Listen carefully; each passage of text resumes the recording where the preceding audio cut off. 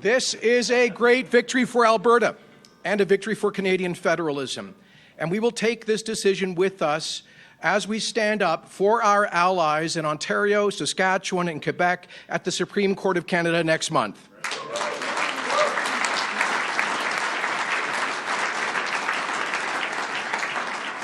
You know, the appeal court referred to the effort to impose this punishing tax on families who fill up their gas tanks to drive to work and heat their homes. They referred to it as a constitutional, what's the language they used here? A constitutional Trojan horse. Well, folks, the Trojan horse ended today. We promised Albertans that we would fight this federal carbon tax. We kept our promise, and today we've succeeded.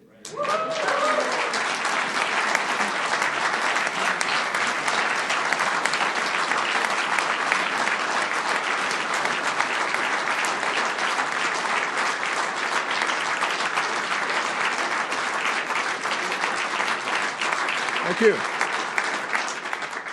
But let me be clear about why we're fighting so hard against the federal carbon tax. First, we disagree with Ottawa that a one-size-fits-all consumer tax that punishes families for heating their homes or driving to work is the best way to reduce emissions. We categorically reject that. Even Ottawa admits that to be effective, their tax would have to rise from the current $30 a ton to something like $200 or $300 a ton. They've never been fully honest with Canadians about that, and there's a good reason for it. They know that if they were to increase the carbon tax by 1,000%, by tenfold, that it would push hardworking Canadian families into energy poverty and that there would be a tax revolt. Well, we stand with hardworking families from coast to coast in standing up for their budgets, their ability to put food on the table, their ability to heat their homes, their ability to take kids to hockey practice and to live normal lives. We do not believe Canadians in this cold northern country should be punished for simply living normal lives.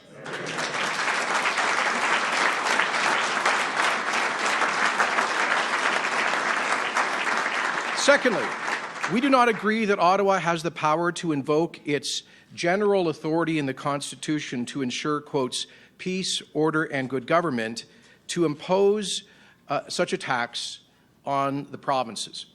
If the peace, order, and good government clause can be used to justify federal regulation in an area that Ottawa is not otherwise empowered to regulate, then it could effectively erase the long-standing and essential division of powers that is at the heart of the Canadian Federation.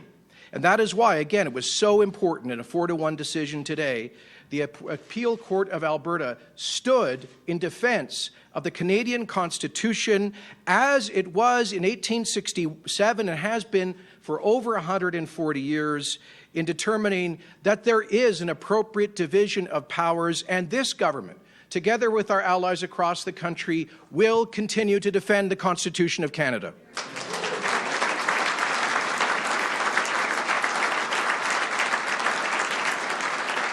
Now, if we didn't do so, then provinces could see their inherent powers usurped by a hostile federal agenda, and we would no longer be sovereign in our own constitutional sphere, but would become vassals of a federal government that it could impose any policy on us in any area at its own whim, regardless of our best interests or the democratic wishes of our citizens. So that is where we disagree with Ottawa, on the design of the federal carbon tax and on the power of the federal government to force it on provinces. But we do agree, and I want to emphasize this, we do agree that we need to be world leaders in the responsible development of our natural resources.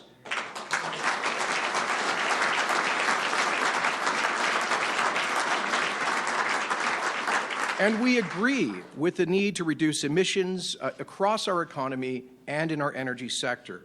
But we must be allowed to do it our own way. We will not tolerate Ottawa deciding the future of Alberta's economy.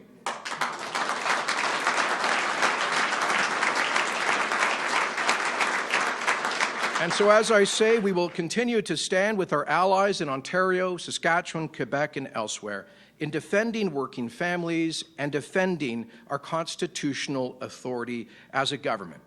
And we expect the Government of Canada to comply with the order to the court today and to remove the federal carbon tax on Albertans.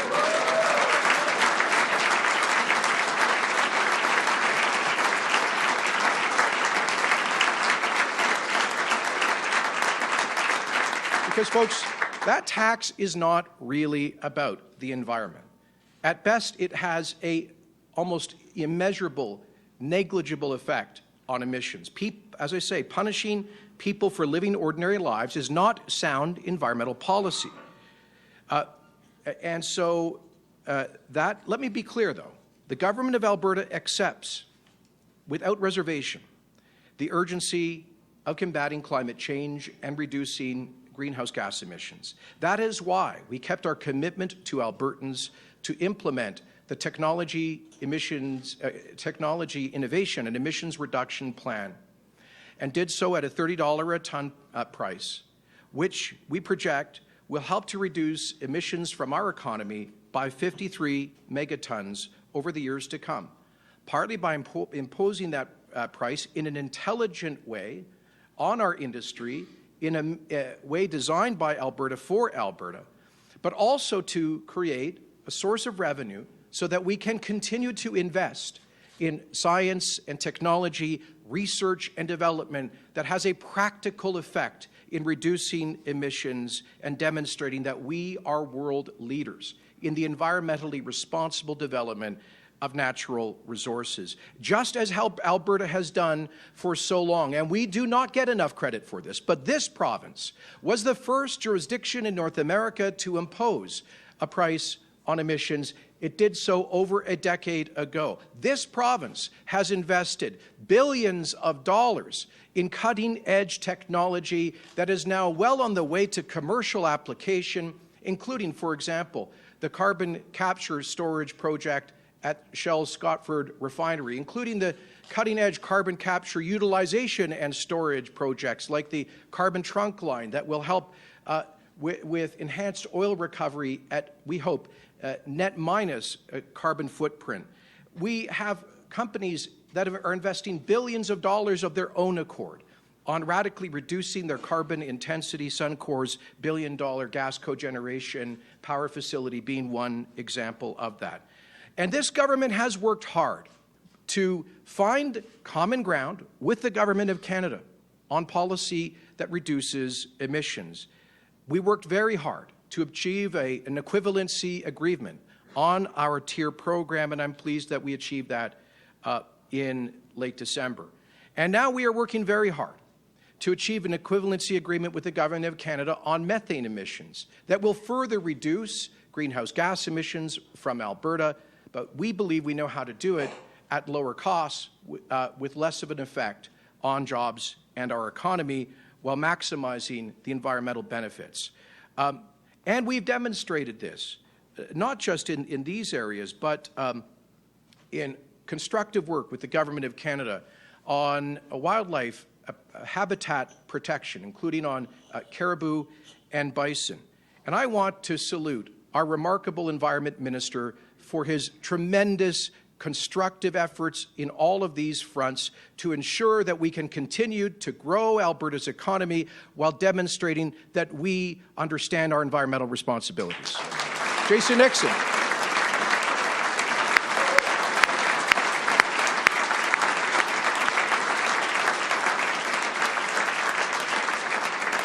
Because, friends, we understand, we embrace a vision of Alberta in the future being the world's most responsible and leading supplier of non-renewable energy as long as the world requires it, the lowest price, lowest cost, and lowest risk provider of energy.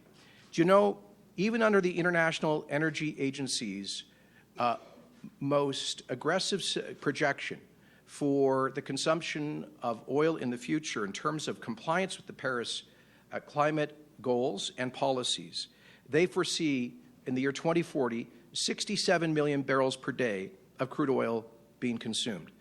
In Canada, we produced 4 million barrels a day, 3 million of that in Canada's oil sands.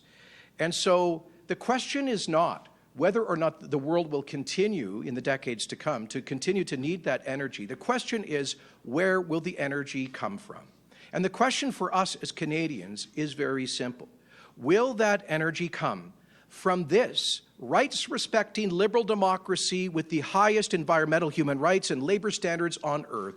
Or will we surrender global energy markets to the world's worst regimes with no transparency, with radically lower environmental standards, and with little or no respect for human rights? I've said it before, and we will say it every day because it is true that the world needs more Canadian energy.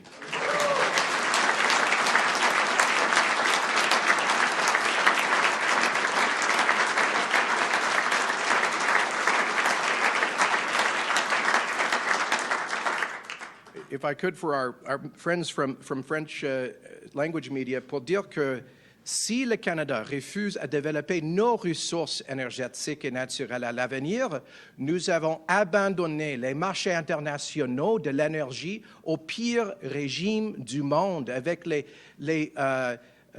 mesures environnementales et droits de la personne très bas. Et le Canada est le meilleur producteur de cette énergie au monde. Il faut le développer avec plus de meilleure performance en ce qui concerne l'environnement, et nous sommes axés sur ce défi-là. Now, friends, let me turn then to the bad news. Albertans were deeply distressed by the announcement last night of Teck Resources Limited that it is repealing its application before the Federal Environment Minister for a license to produce the Frontier mine in northern Alberta. Let me be clear. There is absolutely no doubt that this decision was taken in large part because of regulatory uncertainty and endless delays created by the national government, as well as the general atmosphere of lawlessness that we have seen take hold parts of our country and much of our economic infrastructure in the past 3 weeks. This should have been a straightforward and automatic approval. After it went through 9 years of exhaustive environmental review, according to the world's most rigorous standards, and given that over that time, profound period of Indigenous consultation with affected Aboriginal communities. And what came from all of that was a validation of the Frontier project as being the kind of project which should be the path forward for responsible energy production.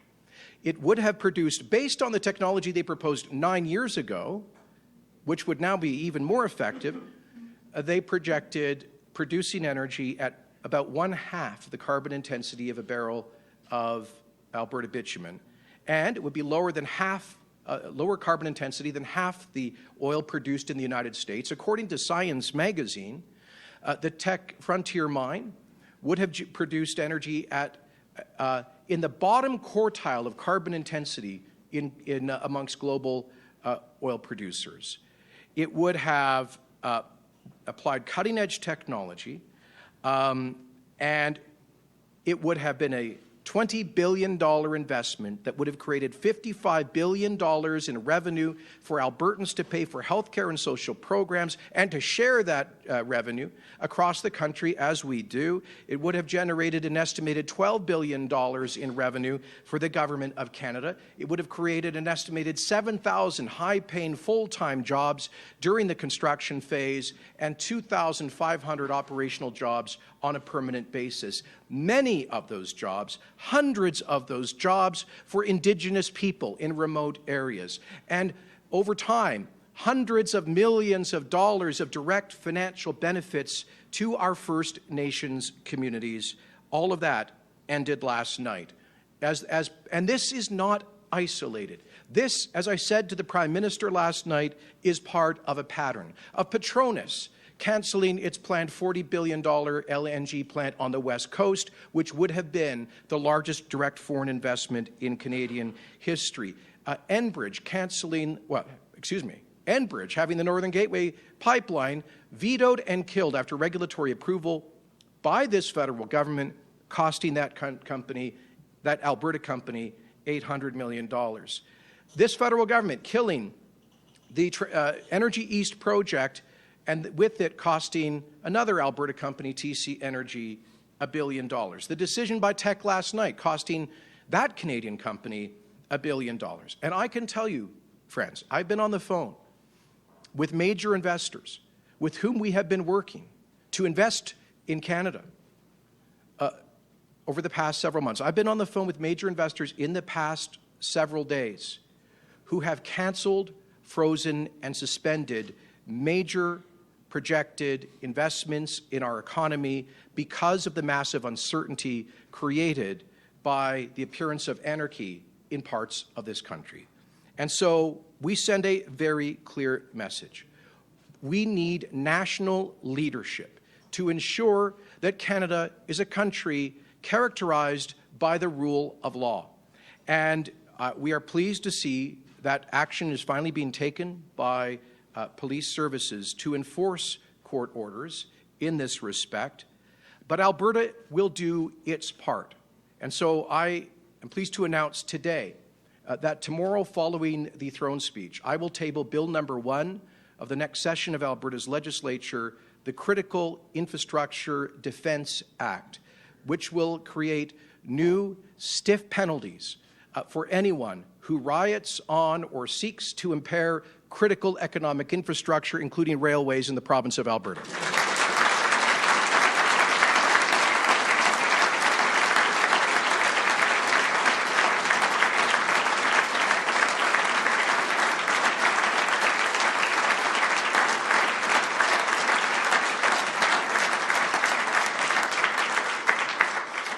Secondly, and let me be very clear about this, with growing questions about investor confidence in Canada, the government of Alberta is prepared to do whatever it takes to ensure our economic future, including a future of responsible resource development. We will not back down. When regulatory uncertainty, hostility by the federal government, or pressure from special interest groups inhibits investment in Alberta resource development, our government will act. Like the government of the late Premier Lougheed, Alberta is prepared to invest directly and support companies and Indigenous groups when necessary to assure the future of responsible resource development, and we rule nothing out in that regard.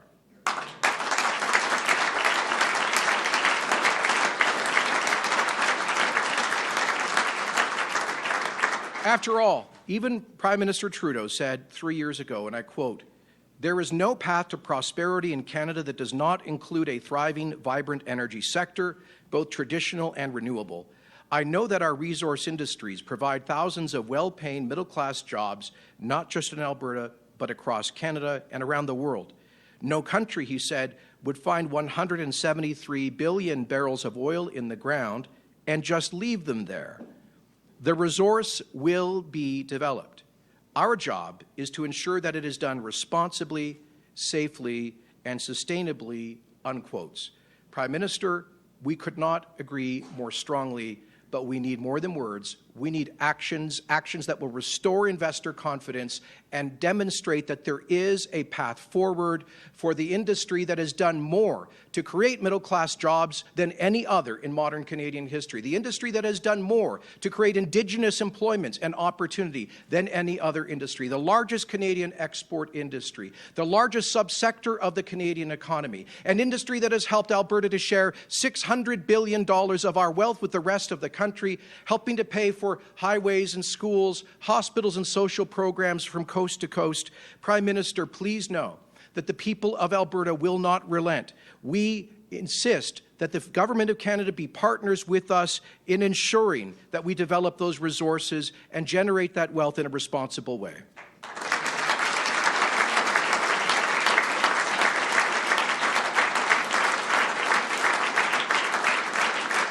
Let me close by underscoring a critical element of this. The impact on Indigenous people. Over the past few months, our Minister of Indigenous Relations, Rick Wilson, Minister of Environment, Jason Nixon, senior officials, and others worked diligently with great determination to come to a comprehensive agreement with affected Northern Alberta First Nations on the proposed Teck Frontier Mine. 14 of the 14 proximate First Nations had given conditional approval after 9 years of outreach by that company. But there were still issues that had not fully been resolved. Issues around managing bison habitat, issues around water monitoring and environmental monitoring, issues around ensuring economic benefits for their people. And so we went to work, in part by leveraging the newly created Alberta Indigenous Opportunities Corporation.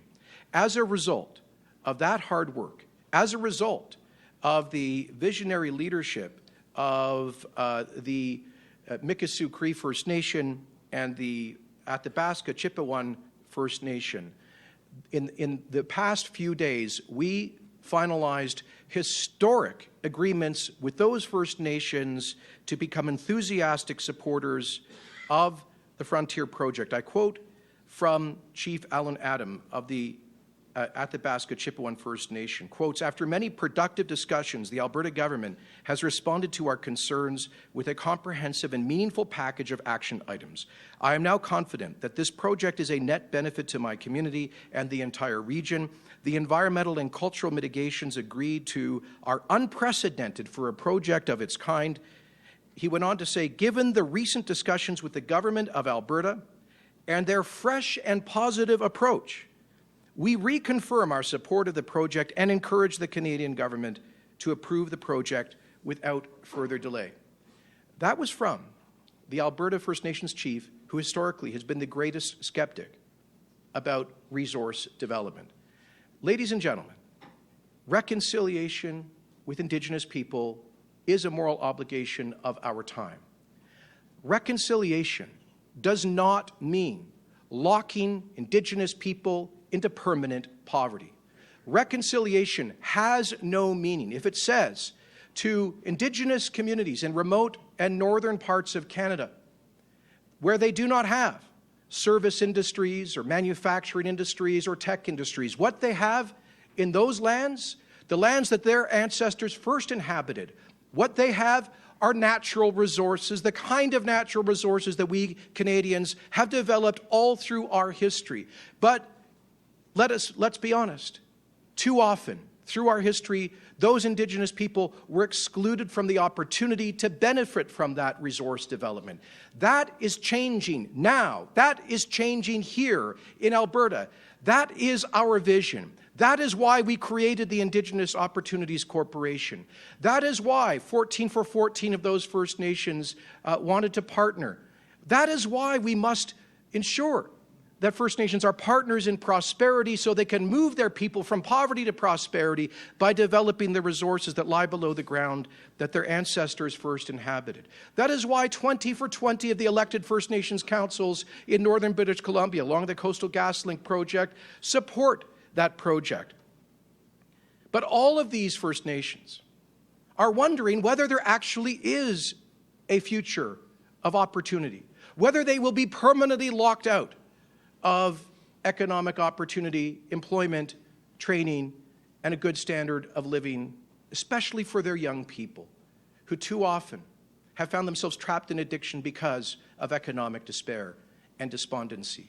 And so I say to the Prime Minister, but I really say to the urban green left zealots who have been trying to appropriate the cause of First Nations, that what in fact you are doing is slamming the door shut on their economic and social future.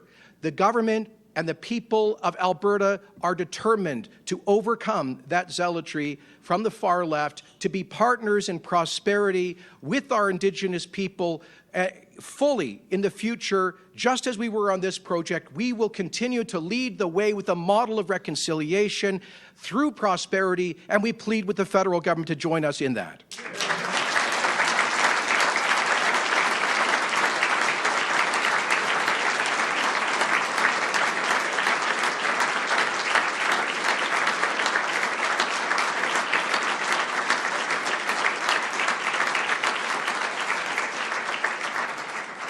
And finally, this is the last point. Albertans demand a fair deal in the Federation. Not a special deal, a fair deal. At the heart of the fair deal is this: if the rest of Canada wants to continue to benefit enormously from the resources that we develop through our hard work and innovation, we are happy then to share the blessings of those resources with our fellow Canadians from coast to coast. But we cannot do so. We cannot do so if we continue to get blocked in and pinned down at every turn.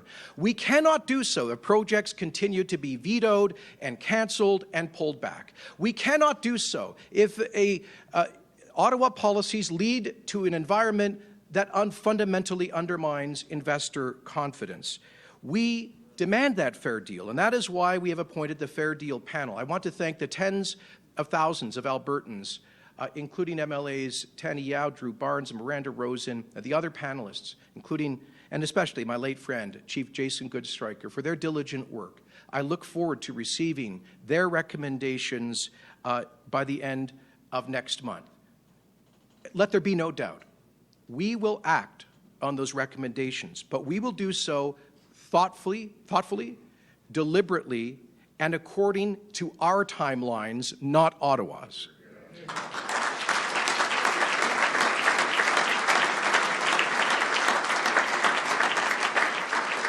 And within those prospective reforms lie a series of measures, fully to assert Alberta's autonomy within the Canadian Federation in ways that other provinces have done, to use every tool at our disposal to ensure a prosperous economic future. And one of the, in that respect, I can further announce, as will be made clear in tomorrow's throne speech, that one of the first bills introduced in the session of Alberta's legislature that begins tomorrow will be a citizen initiative referendum law that will allow ordinary grassroots Albertans to put onto a province-wide referendum ballot what questions of provincial importance. If there are questions that people think that politicians or the legislature are not willing to address or to take on, the Citizens Initiative Law, which we will introduce in the days to come, will empower the people of Alberta to put on the ballot a vote on critical issues about our future, part of our broader agenda of democratic reform to empower ordinary Albertans. So,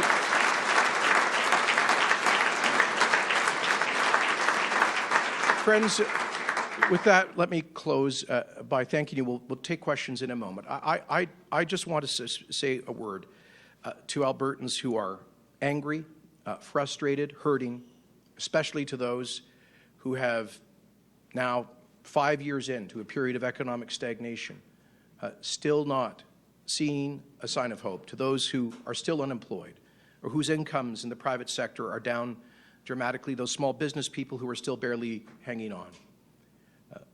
We're here for you.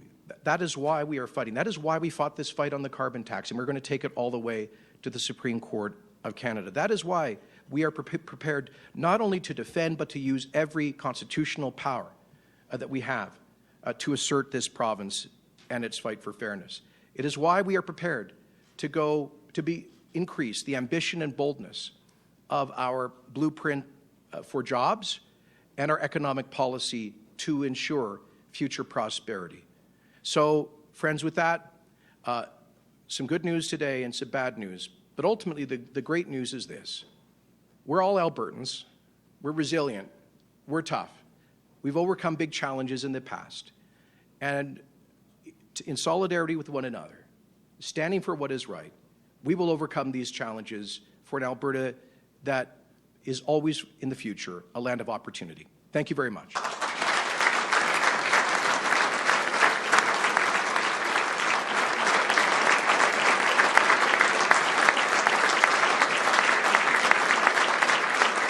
Thank you.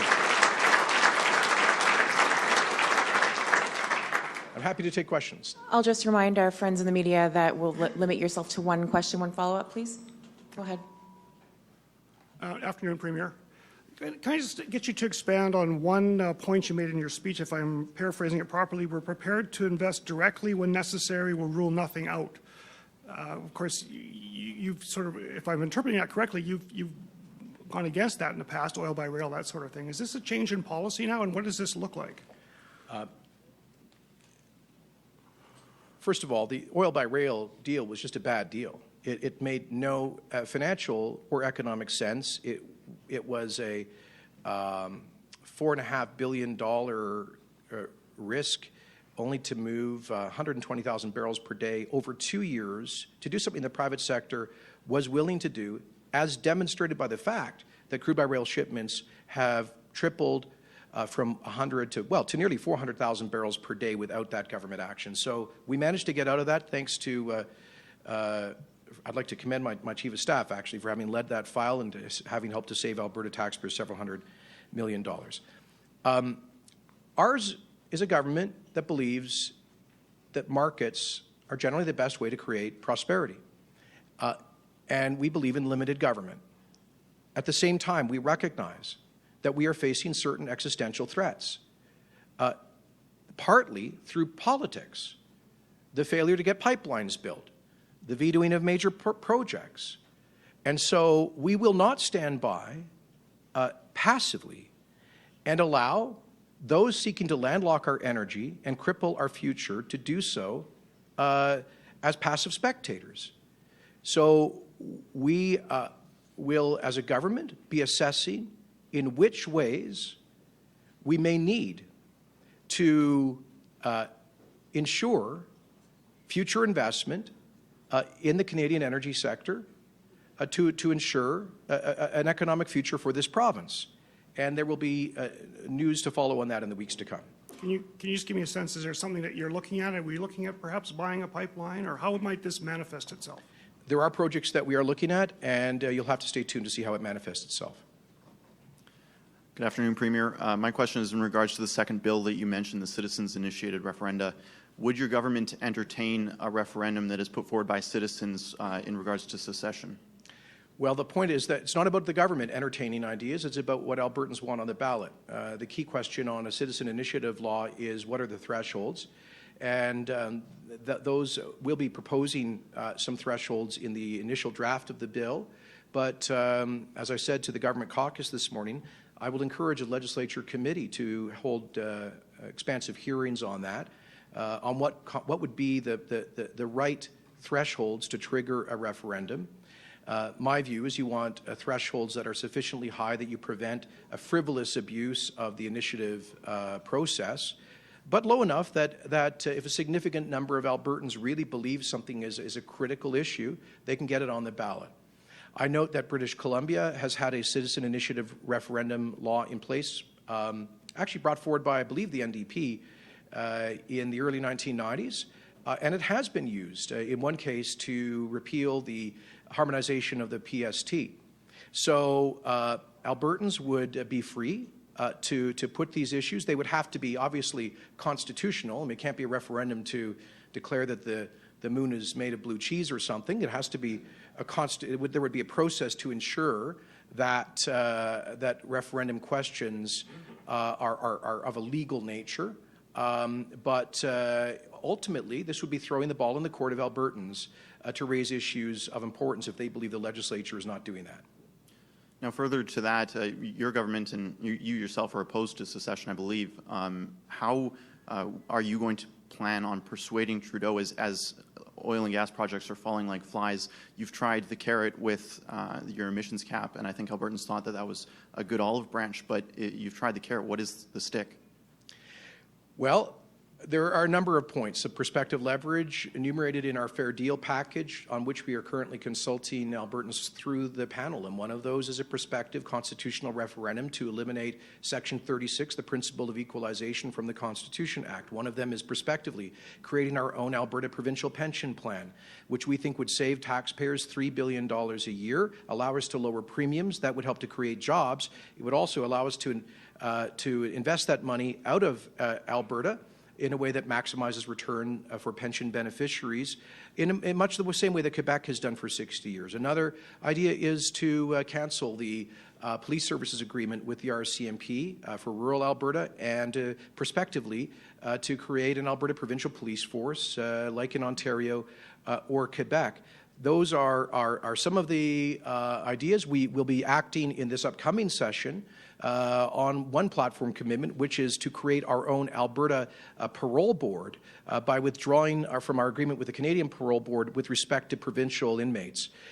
So I think there are 36 ideas. I think many of them constitute meaningful leverage with the federal government.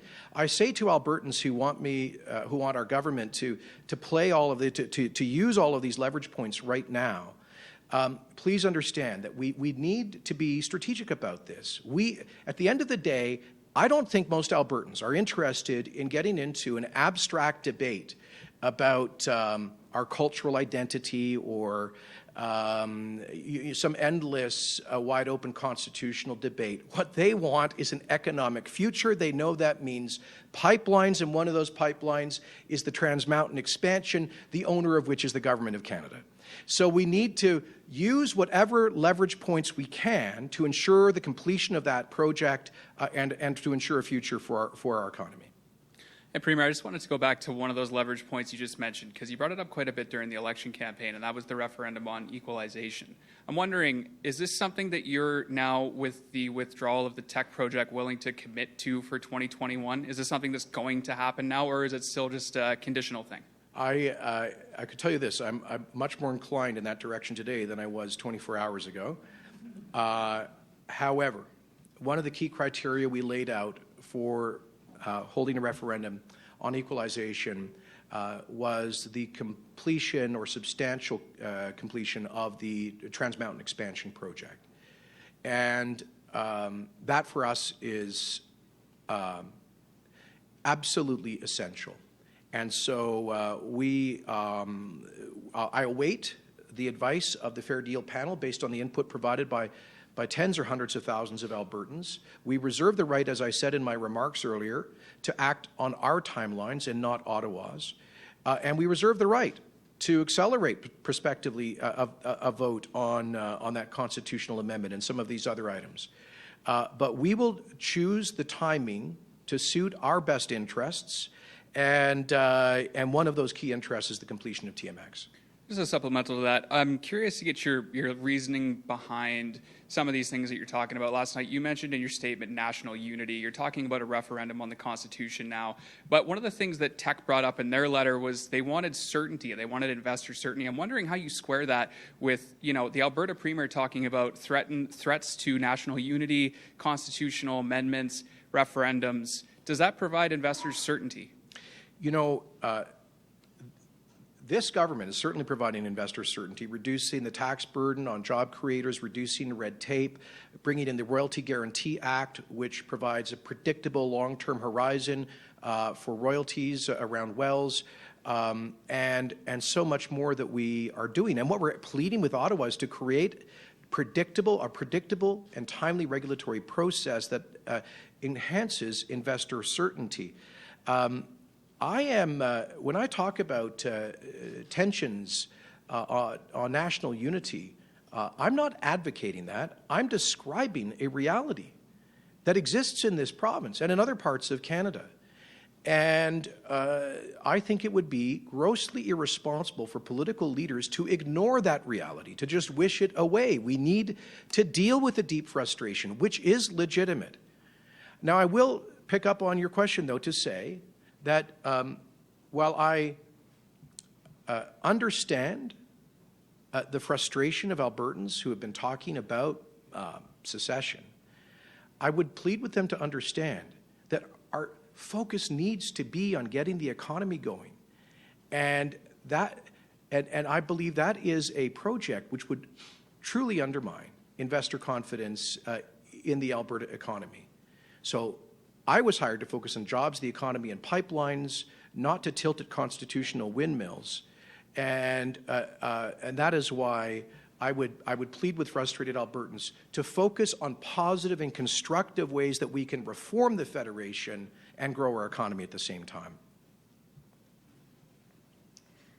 In his letter, en français, le PDG de Teck dit que l'incertitude ne vient pas des politiques du gouvernement fédéral. Il pointe un peu plus vers le manque de cohésion entre les différents gouvernements. Alors, qu'est-ce que vous avez à lui répondre?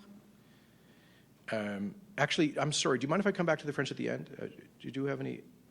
Parce que c'était quoi la question à nouveau?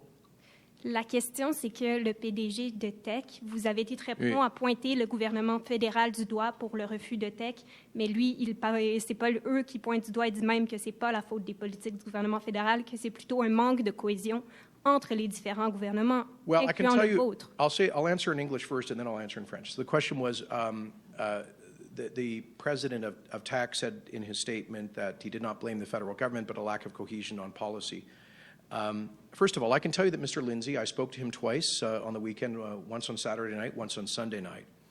And in both conversations, he stressed with me concerns about public safety that have emerged in the past 10 days, including those that have emerged from the rail blockages. He said in Miami this morning, and I quote, "As a result of these illegal blockades, there has been some deep concerns expressed across the country, in particular with relation to the safety of railway employees, to the safety of the public and the protesters, and the effects they're having on the Canadian economy and individual Canadians," unquote. He told me multiple times that their concern about public safety would be featured in their release last night. I can't explain why that did not happen. But it's clear to me that what actually happened was this. The federal government let Teck know that there would not be a yes-no decision on the application this week, but rather it would be deferred to some point in the future, creating even greater uncertainty for that company, which has critical, large mining operations across Canada and around the world. And I believe, had it not been for that uncertainty, that they would have proceeded with the project. They continue to maintain that it is economically and financially viable. And let me say another thing. This government, the government of Alberta, has done everything that we can to try to find common ground with the government of Canada on environmental policy. On April the 17th, 12 hours after our government was elected, I spoke to the Prime Minister about finding common ground, including possibly bringing into force the 100 megaton cap that had been negotiated by my predecessor. I talked about our tier plan. I said we'd be willing in principle to go to a $30 a ton price and to take other actions as long as we could find a way forward for approvals on major projects. And we heard nothing back. I repeated those messages to him, to the Prime Minister, 3 days after I was sworn in. I repeated those messages to him in his office, I think on December the 9th. Our Environment Minister, Nixon, has conveyed the same messages to his counterparts, Minister McKenna and Wilkinson. And so we have been ready, willing, and able to find an agreement with the federal government on environmental issues that would also pave a way forward for the growth of our industry. And I don't know why the government of Canada has been unable to get its act together on these issues. I'll try to do that briefly in French. Le président du Teck m'a dit que c'était les enjeux de sûreté publique qui a mené vers cette décision de retirer leur demande auprès du gouvernement fédéral pour les mines frontières. J'ai dit que notre gouvernement a essayé depuis 9 mois de travailler avec le fédéral pour trouver une entente sur la croissance de l'industrie énergétique avec une diminution des émissions de gaz à effet de serre. C'est la raison pour laquelle nous avons imposé notre programme de tier, un tarif sur les grands émetteurs, et nous avons essayé de trouver une équivalence sur les réglementations de méthane et sur les autres mesures environnementales. Et nous sommes toujours prêts d'agir avec le fédéral à cet égard. Mais qu'est-ce que ça signifie maintenant pour la suite des relations entre le gouvernement albertain et le gouvernement fédéral, cette décision de Teck? It certainly doesn't help the relationship. The question was, what does the decision mean for our relationship with Ottawa? It certainly doesn't help the relationship. I think for most Albertans, it is just another indication of a federal government whose basic policy setting has cost us tens of thousands of jobs and billions and tens of billions of dollars of prospective investment. And I conveyed that view very forcefully to the Prime Minister last night. La décision du Teck d'hier, évidemment, s'ennuie à la relation entre l'Alberta et le fédéral parce que ça renforce l'impression des Albertains que le gouvernement fédéral a une approche politique qui a tué dizaines de milliers d'emplois, qui a perdu dizaines de milliards de dollars d'investissement.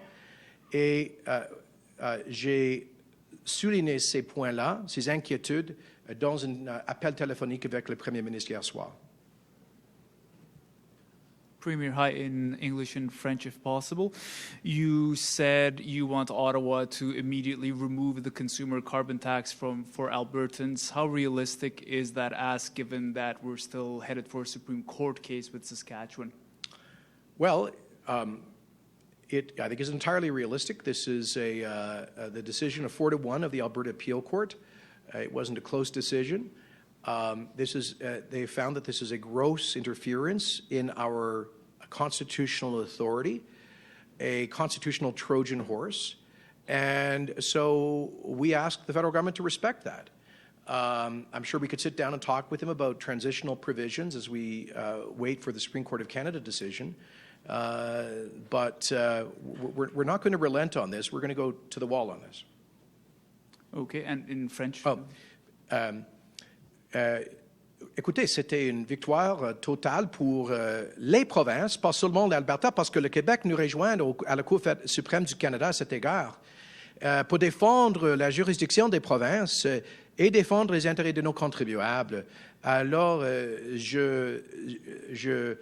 on exige que le fédéral respecte la décision de la Cour d'appel de l'Alberta à cet égard dès que possible. On est ouvert à parler avec eux les choses pratiques, une période de transition, mais j'espère qu'en bout de ligne, ils vont respecter la décision.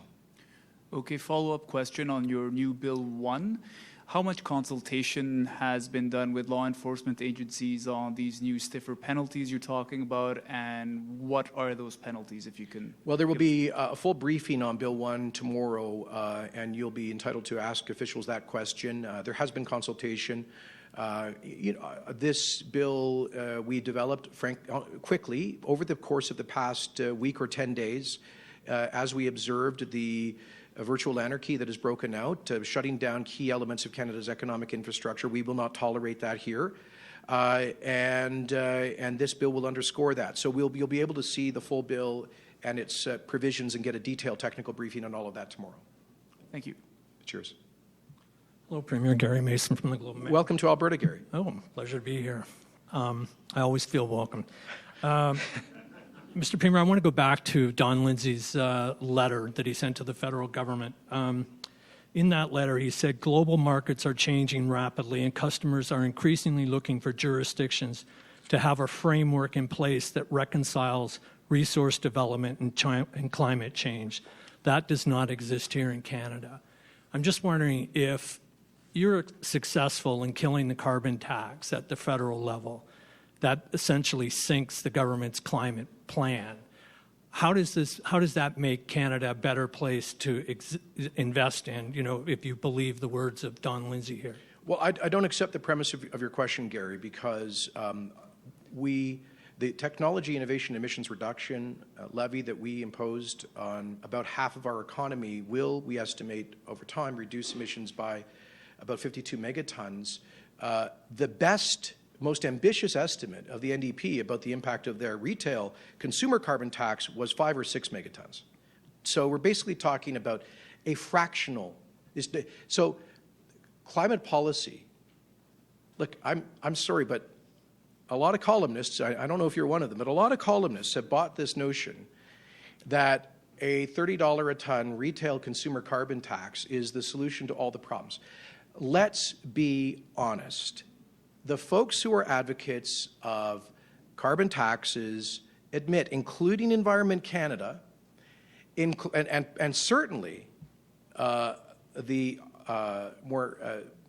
environmental organizations, openly admit that it has to be at a price point of at least $150 a ton and more like $300 a ton. The UN, the IPCC says going up eventually to $5,500 a ton. The price has to be so high that it makes heating your home and filling up your gas tank prohibitively expensive. And I submit, Gary, that no government in Canada would get elected or re-elected if it tried to push so many middle-class people into energy poverty. So it is not. That is why I maintain it is not a credible environmental policy. What we are doing, I believe, is focusing on the big emitters, on methane, on technology, on science, that in this province has helped to reduce the carbon intensity of a barrel of bitumen by 1/3 since the year 2000, by, I believe, 40% since the Kyoto Accord was signed in 1997.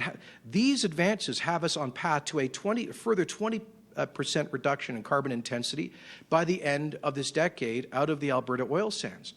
We're working on comprehensive methane regulations that will add to that. So, Gary, my point is that in terms of environmental gains, the consumer carbon tax is negligible in its impact, but it does punish people for living normal lives. And I think that's a legitimate policy disagreement. We can work through this. Okay, Premier, quick follow-up on this plan that you have for the federal or for the provincial government to take a more direct role in some projects. It's no secret that a lot of investors are backing away from fossil fuels. I mean, that's a common story out there. Are you talking about taking an investment role in projects that are having a difficult time finding capital on the open market? Well, we're not ruling anything out, is my answer. On the preamble to your question, I'll say this.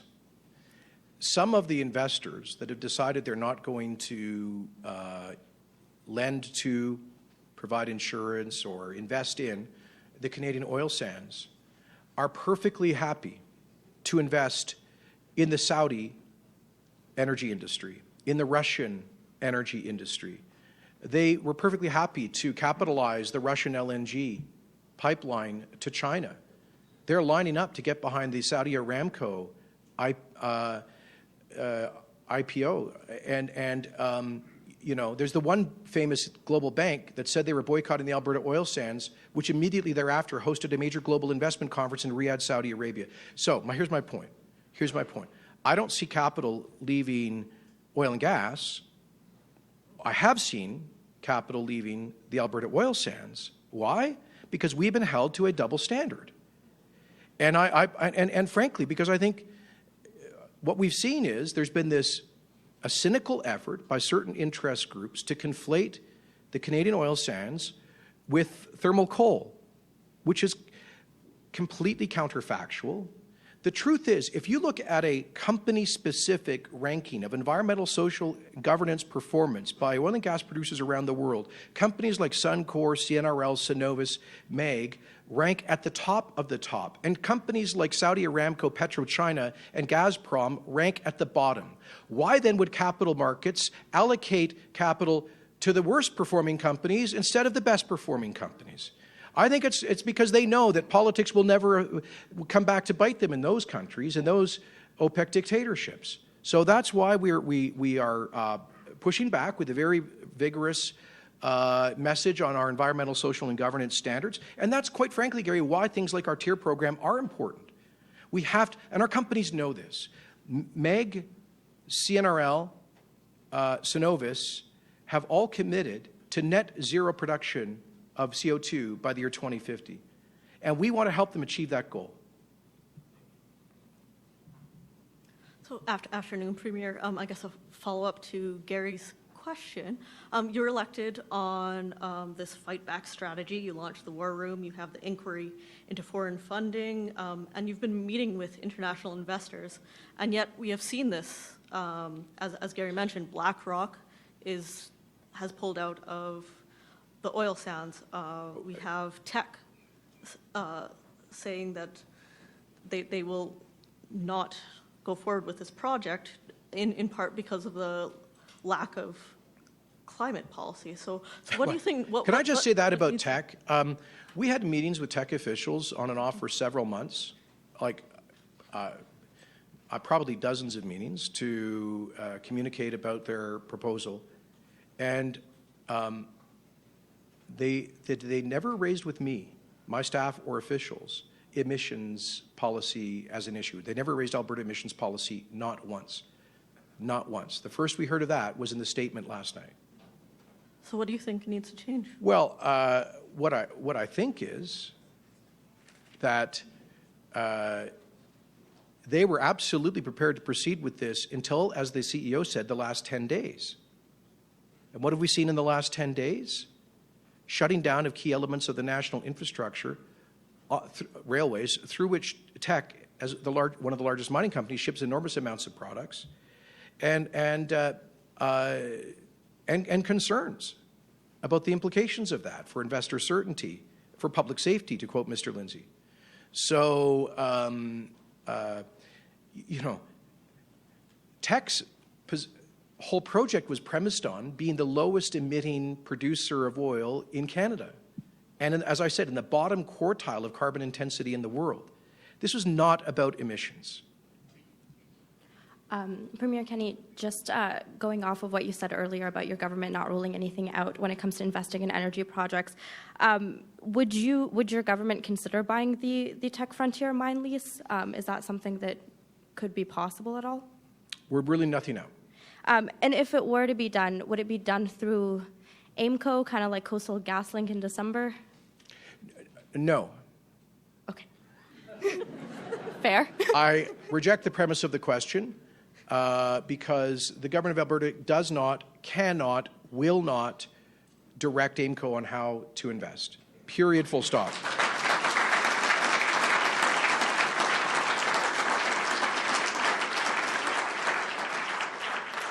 I assume the AIMCO executive investment team, who are world-class, they've been getting great returns, I think over 9 points a year in recent years. They saw a good opportunity there. I think AIMCO, because of where they are situated, they probably see more opportunities in Canada, Western Canada and Alberta than maybe firms in London and New York. And I don't think that's a bad thing. That's how the Caisse de dépôt has operated in Quebec for many years, but we would never direct that fund as to what to invest in. Okay. All right. I think we've exhausted the questions, Christine, and we've probably exhausted all of you guys. So thanks to all of you for your patience here. Look forward to starting a constructive session of Alberta's legislature tomorrow as we continue to keep our promises for Albertans, more promises made and more promises kept. Thank you very much.